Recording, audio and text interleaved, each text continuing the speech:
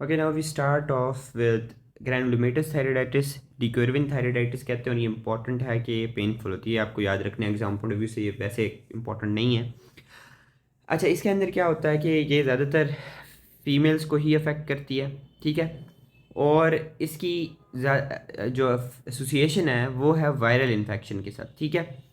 अब होता क्या है कि जो वायरसेस होते हैं वो बेसिकली क्या करते हैं कि या तो वो जो सेल्फ एंटीजेंस होते हैं उनको सेल से निकाल के एक्सपोज कर देते हैं टी सेल्स के अगेंस्ट, तो जिनके अगेंस्ट फिर टी सेल जो होते हैं वो रिएक्टिव हो जाते हैं, या फिर वो क्या करते हैं कि ऐसी एंटीजेंस बनाते हैं जो कि बेसिकली मिमिक करती होती हैं नॉर्मल एपिटॉप्स को, ठीक है, जिनके अगेंस्ट फिर रिएक्शन होता है और इम्यूनिटी जनरेट होती है, जिसकी वजह से होता है, ठीक है। तो सिंपल आपको याद रखने वायरल इन्फेक्शन के साथ एसोसिएटेड होती है, जिसकी वजह से क्या होता है कि जो टी सेल्स होते हैं वो एक्टिवेट हो जाते हैं और अल्टीमेटली डैमेज करते हैं, ठीक है। पैथोलॉजी आपको इतनी पता होनी चाहिए। अच्छा, और इसके अलावा क्या है कि इसकी मॉर्फोलॉजी में अगर देखेंगे तो ग्रैनुलोमेटस रिएक्शन इसके अंदर आपको नज़र आएगा। बेसिकली होता क्या है कि सबसे पहले जो थायराइड फॉलिकल डैमेज होते हैं उनके अंदर से जो कोलाइड होता है, ठीक है, यहाँ पे कोलाइड होता है, वो कोलाइड बाहर आता है। अब उस कोलाइड को क्या करते हैं टी सेल्स होते हैं वो लिमिट करने के लिए, बेसिकली इन्फ्लेमेशन तो हो ही रही होती है, तो वो सेल्स जो होते हैं वो आके इसके अगेंस्ट इसको वॉल ऑफ करते हैं। तो जो वॉल ऑफ करते हैं तो वो एक ग्रैनुलोमा बनता है, ठीक है, आपको पता है जाइंट सेल्स बनते हैं, ठीक है। तो ये हो रहा होता है इसकी पैथोलॉजी के अंदर, आपको इतनी बात भी पता हो तो इट्स इनफ, ठीक है। वैसे देख लेते हैं मॉर्फोलॉजी इसकी। यूनिलैटरल होता है या बायलैटरल हो सकता है, ठीक है। कट सेक्शन पे ये फर्म और येलो वाइट नज़र आता है। मॉर्फोलॉजी में अगर देखें इसकी माइक्रोस्कोपी तो थायराइड फॉलिकल डैमेज हुए हुए नज़र आते हैं जिनके अंदर से कोलाइड एस्केप हुआ होता है। इन्फ्लेमेशन हुई होती है, क्योंकि अब इन्फ्लेमेशन होती है तो एस्केप कोलाइड को सराउंड करते हैं, जो मैंने ऑलरेडी आपको बता दिया कि हमारे इम्यून सेल्स आते हैं और वो वहाँ पे ग्रैनुलोमा बनाते हैं। और उसके अलावा ग्रैनुलोमेटस रिएक्शन होता है, ये क्या होता है, develops the lesion progresses shows multi nucleated giant cell surrounding the pools या फ्रेगमेंटेड कोलाइड के आसपास, ठीक है।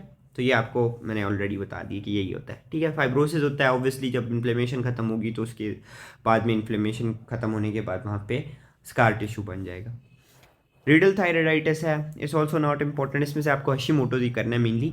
क्रोनिक इन्फ्लेमेशन है, इसके अंदर बहुत ज़्यादा फाइब्रोसिस होती है और ऑटोइम्यून एटियोलॉजी है इसकी भी, ठीक है।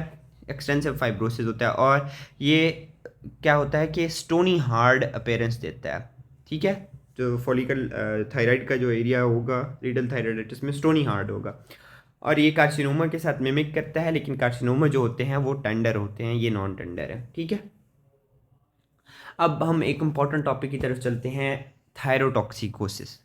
थायरोटॉक्सिकोसिस और हाइपरथायराइडिज्म ये इंटरकनेक्टेड चीज़ें हैं, लेकिन ये एक दूसरे की जगह यूज़ हो रहे होते हैं वर्ड्स, जो कि गलत है। थायरोटॉक्सिकोसिस एक डिफरेंट एंटिटी है, हाइपरथायराइडिज्म एक डिफरेंट एंटिटी है। अच्छा, आप कहेंगे कि ये कैसे है। बेसिकली हाइपरथायराइडिज्म में भी T3 T4 लेवल ज़्यादा होते हैं, यस। थायरोटॉक्सिकोसिस में भी होते हैं, यस। सिम्टम्स भी सेम होती हैं, यस। तो फिर बनता है लोगों का इनको एक दूसरे की जगह यूज़ करना वर्ड्स, यस, ये भी ठीक बात है, लेकिन फिर भी ये दो चीज़ें डिफरेंट हैं। ऐसे ही समझ लें कि थायरोटॉक्सिकोसिस एक बहुत बड़ी मेजर अम्ब्रेला टर्म है और हाइपरथायराइडिज्म उसका एक पार्ट है, ठीक है। या कह लें कि हाइपरथायराइडिज्म कॉज हो सकता है थायरोटॉक्सिकोसिस का। अब डिफरेंस क्या है इन दोनों के दरमियान। थायरोटॉक्सिकोसिस जो है वो एक हाइपर मेटाबॉलिक स्टेट है जिसके अंदर T3 T4 लेवल ब्लड में ज़्यादा हुए होते हैं। तो आप कहेंगे कि हाइपरथायराइडिज्म में भी तो यही हो रहा होता है कि हाइपर मेटाबॉलिक स्टेट है, सीवियस सिम्टम्स बड़ी मार्क्ड होती हैं, T3 T4 लेवल्स जो हैं वो ज़्यादा होते हैं। तो फिर डिफरेंस क्या हुआ। डिफरेंस ये होता है कि हाइपरथायराइडिज्म बेसिकली डिजीज़ है थायराइड ग्लैंड की, ठीक है, कि थायराइड ग्लैंड के अंदर कोई ऐसा इशू हुआ है जिसकी वजह से क्या हुआ है T3 T4 लेवल्स बढ़ गए हैं, ठीक है। तो मतलब कह लें कि ये प्राइमरीली थायराइड ग्लैंड की डिजीज़ है हाइपरथायराइडिज्म। अब T3 T4 लेवल थायरोटॉक्सिकोसिस के अंदर भी ज़्यादा होते हैं, यस। तो थायरोटॉक्सिकोसिस के अंदर T3 T4 लेवल हाइपरथायराइडिज्म की वजह से भी ज़्यादा हो सकते हैं और एक्सोजीनसली भी ज़्यादा हो सकते हैं या किसी एक्टोपिक सोर्स से भी आ सकते हैं। मतलब ये कन्फाइन नहीं है कि ये लाजमी है कि थायराइड की नॉर्मेलिटी की वजह से ही T3 T4 लेवल ज़्यादा हो, ठीक है, समझ आ रही है बात की। तो थायरोटॉक्सिकोसिस में T3 T4 लेवल्स बड़े होते हैं just like hyperthyroidism, but the source of T3 T4 ज़्यादा होने का वो डिफरेंट हो सकता है, मतलब वो किसी एक्टॉपिक सोर्स से आ सकती है। जैसे कि एक डिजीज़ होती है हमारे पास स्टोमा ओवेरी, ठीक है, ये ओवेरियन जब कार्सिनोमाज हम पढ़ेंगे वहाँ पे होगा। तो ये क्या करता है, इसके अंदर ये बेसिकली टेराटोमा होता है और इसके अंदर जो होते हैं थायराइड सेल्स होते हैं, तो वो रिलीज कर रहे होते हैं T3 T4, ठीक है। तो T3 T4 लाजमी नहीं है कि थायराइड ग्लैंड से आया हो, ठीक है। अब थायरोटॉक्सिकोसिस जो है वो एसोसिएटेड हो सकती है हाइपरथायराइडिज्म के साथ। मैंने यही बताया कि थायराइड ग्लैंड की एबनॉर्मेलिटी की वजह से हाइपरथायराइडिज्म की वजह से थायरोटॉक्सिकोसिस हो सकती है। Yes, correct. जैसे कि हमारे पास ग्रेव्स डिजीज में होते हैं, टॉक्सिक मल्टीन्यूक्लियोलर गॉइटर के अंदर या फिर टॉक्सिक एडिनोमा के अंदर, सिंपल।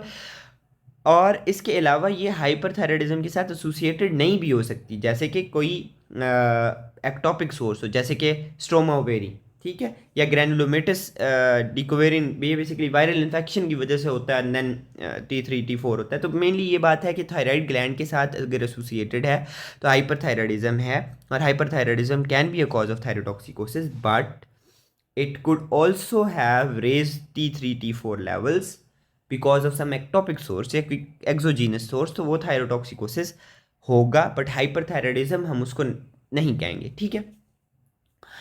अच्छा, अब क्लिनिकल मैनिफेस्टेशन आपको अच्छी तरह पता है कि हमारे पास क्या होता है कि बेसिक मेटाबॉलिक रेट बढ़ा हुआ होगा। जिस पेशेंट का बेसिक मेटाबॉलिक रेट बढ़ा हुआ होगा उसको पसीना बहुत ज़्यादा होगा, हीट इंटॉलरेंस होगी, स्लीप डिस्टर्बेंसेस होंगी, मतलब जीआईटी की मोबिलिटी ज़्यादा होगी, डायरिया वगैरह होगा उस पेशेंट को।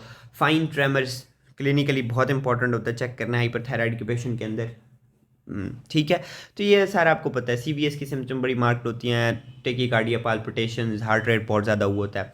लैब डायग्नोसिस आपको पता है कि T3 T4 लेवल्स जो होंगे, free T3 T4 level raised होंगे और TSH जो होगा वो डिप्रेस्ड होगा, ठीक है। सिंपल, हाइपरथायराइडिज्म के अंदर यही चीज़ें हो रही होती हैं, ओके। अब हम मेनली जो डिजीज़ है ग्रेव्स डिजीज़ इसको पढ़ते हैं। ग्रेव्स डिजीज़ में क्या होता है, ग्रेव्स डिजीज़ भी ज़्यादातर फीमेल्स में होती है, ठीक है, क्योंकि ऑटोइम्यून डिजीज़ है और ये ज़्यादातर 20 से 40 ईयर्स ऑफ एज के दरमियान में होती है, ठीक है। दूसरी चीज़, इसकी पैथोलॉजी भी तकरीबन हशीमोटोस की तरह है लेकिन थोड़ा सा डिफरेंस है, ठीक है। अब इसके अंदर भी इसी तरह जेनेटिक फैक्टर इन्वॉल्व होते हैं, ठीक है, जिसकी वजह से हमारे पास क्या होता है कि हाइपरथायराइडिज्म होती है। वहाँ पे क्या हो रहा था, डिस्ट्रक्शन हो रही थी, ठीक है। अब यहाँ पे क्या होता है ये भी देखते हैं। यहाँ पे भी एंटीबॉडीज़ बनती हैं, थायराइड स्टिमुलेटिंग एंटी इम्यूनोग्लोबुलिन, ठीक है, थायराइड स्टिमुलेटिंग इम्यूनोग्लोबुलिन। वहाँ पे क्या थी, थायराइड पेरोक्सीडेज एंटीबॉडी थी या एंटी थायरोग्लोबुलिन थी जो कि डिस्ट्रॉय कर रही थी। यहाँ पे क्या है, स्टिमुलेटिंग इम्यूनोग्लोबुलिन है, मतलब क्या करेंगी, स्टिमुलेट करेंगी।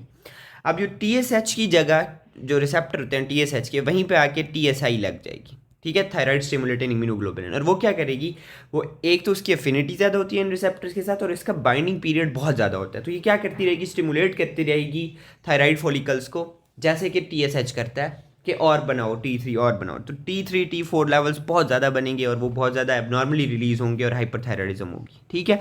दूसरी चीज़ क्या होगी, या तो TSI बनेगी या फिर एक और एंटीबॉडी बन सकती है, वो होती है thyroid growth stimulating antibody. Word से ही समझ आ रही है कि ग्रोथ लिखा हुआ है, तो इसका मतलब क्या है कि ये प्रोलिफरेशन कराएगी सेल्स की, ये जाके बाइंड करेगी रिसेप्टर के साथ और क्या करेगी, थायराइड की जो फॉलिकल्स हैं उनकी जो एपिथीलियम है, ठीक है, फॉलिकल्स इस तरह होते हैं, उनके अंदर एपिथीलियम जो होती है ना, ठीक है, ये एपिथीलियम है, तो इसको क्या करना शुरू कर देगी, प्रोलिफरेट करना शुरू हो जाएगी। थायराइड सेल्स जो होंगे उनका हाइपरप्लेजिया होना शुरू हो जाएगा एपिथीलियम का, और अल्टीमेटली क्या होंगे, जब सेल ज़्यादा होंगे तो ऑब्वियसली T3 T4 लेवल ज़्यादा होंगे।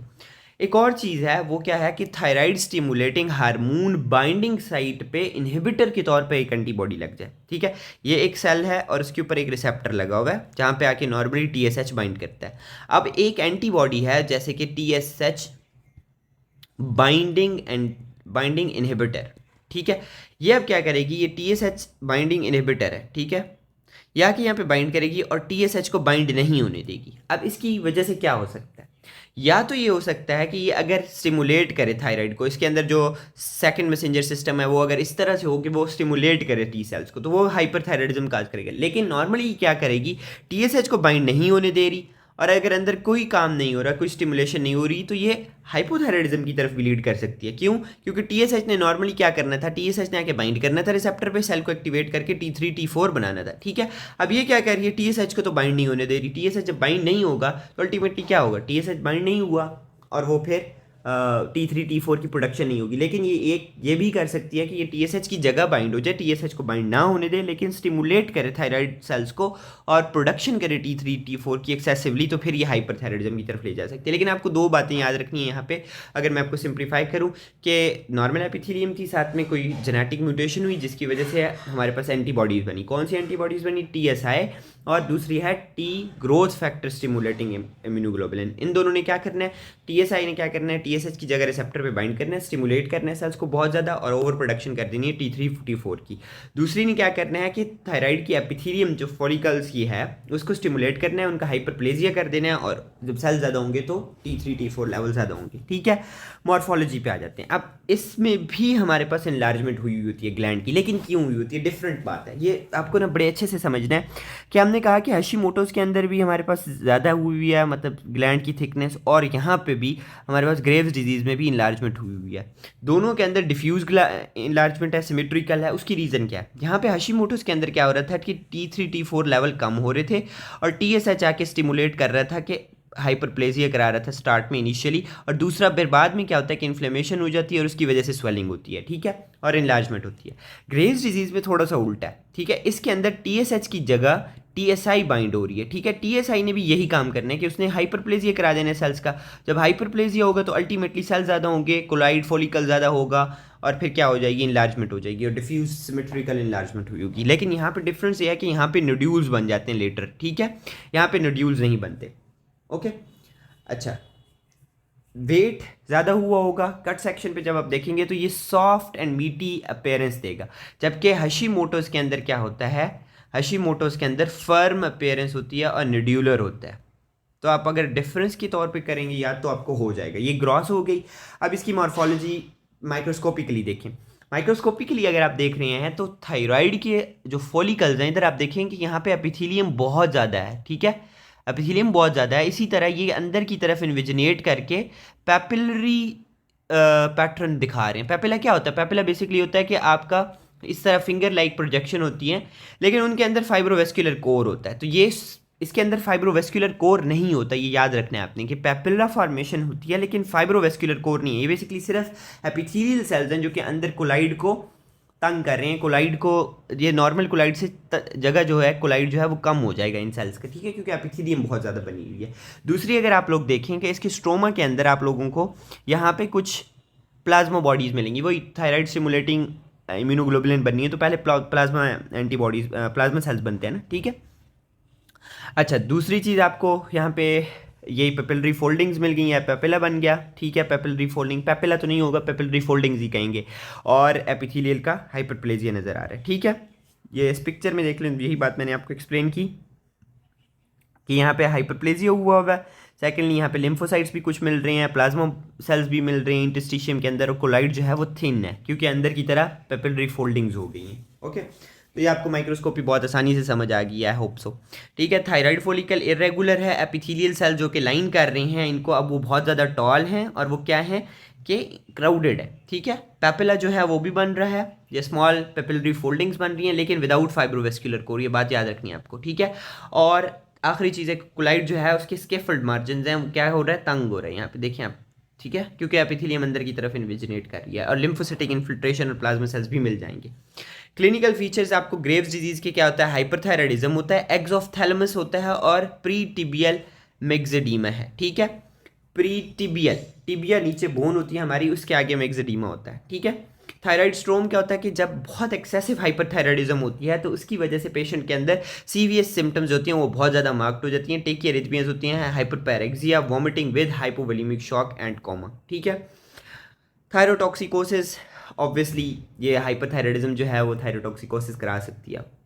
अब जो यूनिक फीचर है इसके अंदर वो आपको क्या होंगे? एक्सोफ्थैलेमस एक, ठीक है, और प्री टिबियल मिक्सेडीमा। इसकी रीज़न क्या होती है? ठीक है, बेसिकली क्या होता है कि TSH रिसेप्टर्स होते हैं यहाँ पे शिन के ऊपर भी, और जो ऑर्बिट है हमारा आई का उसके पीछे भी TSH रिसेप्टर्स होते हैं। ठीक है, कुछ TSH रिसेप्टर्स होते हैं वहाँ पे। जब टीएसआई बाइंड करेगी, ठीक है। तो वो क्या करेगी, ग्लाइकोज अमाइनोग्लाइकेन्स जिनको हम गैग्स कहते थे उनकी प्रोडक्शन बढ़ा देगी, और वो क्या करेंगे, वहाँ पे बिल्डअप होने शुरू हो जाएंगे, वहाँ पे इन्फ्लेमेशन होगी, फाइब्रोसिस होगी, और ऑब्वियसली ये सारी चीज़ें जब बहुत ज़्यादा वहाँ पे इकट्ठी होंगी, स्पेस बहुत कम है, तो ये क्या करेंगी, जो आगे वाले ऑर्गन्स हैं उनको आगे पुश करेंगी, जैसे आई को आगे की तरफ पुश करेंगी और एक्सोथैलेमस नजर आएगा, इसी तरह प्रीटिबियल मिक्सेडीमा नजर आएगा। लेकिन आपको याद रखना है कि जो आई के आसपास आपको मिक्सोडीमा नजर आता है वो पफीनेस ऑफ आई के साथ लिखा हुआ आ सकता है, और वो हशीमोटोस डिजीज के अंदर होता है, वो हाइपोथायराइडिज्म के अंदर होता है, ये बात आपको याद रखनी है, ठीक है। वो बेसिकली आई है, आई के नीचे पफीनेस होती है, ठीक है, आई के नीचे पफीनेस है, और अगर आई बड़ी सी नज़र आ रही है क्योंकि उसके पीछे स्वेलिंग है जो कि हमें नज़र नहीं आ रही थी, लेकिन आई जो है वो बाहर की तरफ इस तरह प्रोट्रूडेड नज़र आती है, ठीक है, आई जो होगी वो बहुत बाहर की तरफ नजर आती है ग्लोब से, वो हाइपरथायराइडिज्म की सिम्टम है, ग्रेव्स डिजीज की। जबकि ये जो है ये किसकी है, हशीमोटोस की या हाइपोथायराइडिज्म की। अब ये आपको बात याद रखनी है, ठीक है, क्लिनिकल सिनेरियो में कंफ्यूज नहीं होना। ओके, और इसके अलावा हम लोग इसकी लेबोरेटरी फाउंडिंग्स ऑलरेडी मैंने आपको बता दी हैं, इससे आगे इंशाल्लाह हम लोग अगली वीडियो में डिस्कस करते हैं। Thank you very much.